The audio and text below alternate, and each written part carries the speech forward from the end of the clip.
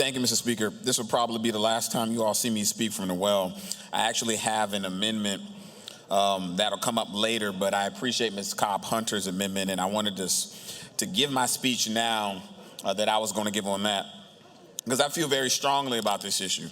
And I've had a conversation with President Clements and members there at Clemson University about this, and I've been very moved and frustrated, but I've expressed that frustration to them, and they've been open to receive it.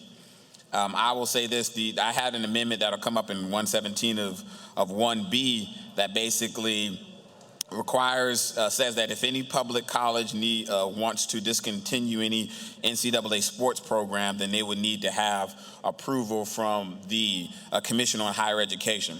And so I've got some prepared remarks that I want to read out for the body just to give you all an idea about how I view this issue, and then I'll take any questions and then have my seat and enjoy the rest of the budget debate. It is a shame that Clemson made the decision to cut their men's track and field program. One could say that it ranks as one of the most bizarre actions by the university in recent memory. This was not, as the athletic director Radovich claims, a difficult decision as a result of an exhaustive examination of our athletics department over the past several months. If there was any inquiry, as the athletic director states, then he would have considered many other factors that necessitate the importance of keeping the track and field team in the first place. If it were truly a financial decision caused by COVID, Clemson would certainly have cut more than just one sport. It would not choose to cut the track team, much less only one gender of sports. Track and field is a rather inexpensive sport. In fact, it is one of the least expensive sports to fund. Baseball and soccer, two lauded programs at the school, consistently lose more money every year. Furthermore, the claim that COVID placed an impact on their funding is a clear misdirection from the fact that IPTAY, the organization that funds student scholarships and facility improvement, had a record year earning $72 million in donations despite a pandemic. With their newfound windfall, what was the decision made by the athletic department? Okay, to give a raise to the highest paid assistant coaches in NCAA. For reference, the raise for one of the coaches, $300,000, was 18% of the budget required to run the track and field team.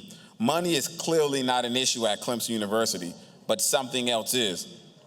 Clemson, for lack of a better phrase, pales in comparison to its peers in regards to racial diversity among its students. According to our last census in 2010, South Carolina's population is approximately 27% African American, yet only 6% of Clemson's student body is African American. How does a school in the middle of the Black Belt achieve such low enrollment of black students? More to the point, cutting this program will result in eliminating 3% of the black male population at a school that already has a problem with its admissions process. To muddy up the optics further, the financial savings of cutting the team will go to other Olympic sports that are majority white, which seems an awful lot like taking money and opportunity from black male athletes and ensuring the success of white athletes at Clemson. Let me emphasize by just saying how embarrassing this is, not just for Clemson University, but for South Carolina in general. As soon as the athletic director announced the cut, not only did national magazines and newspapers cover this, but there was also international outrage from the track and field community over a decision that seems foolish in retrospect. With the advent of a pandemic, the wrong decision a school makes during this time period is to make a decision without the thoughts of their students at the forefront, a thought that was evidently absent in November when this decision was made. Finally, I want to bring up the most important variable in this decision, the students themselves. While it is fantastic that all of the men's teams will still retain their scholarships and go to school at Clemson, it underscores the frustration that many of those student athletes feel. While they certainly came to school to learn, they chose Clemson for sport despite being able to get in based on academic merit. They chose to play for a team that they were dedicated to, yet they deal with the same problems that many collegiate athletes also do. This quandary is but one of a myriad amount of problems within sports programs throughout the country, one where athletes making millions, if not billions of dollars in revenue for the state aren't compensated for their hard work, and athletes who don't necessarily make money aren't given what they are owed. Clemson prides itself on the slogan, all in. Clemson, if this is your version of all in, then consider me and others all out.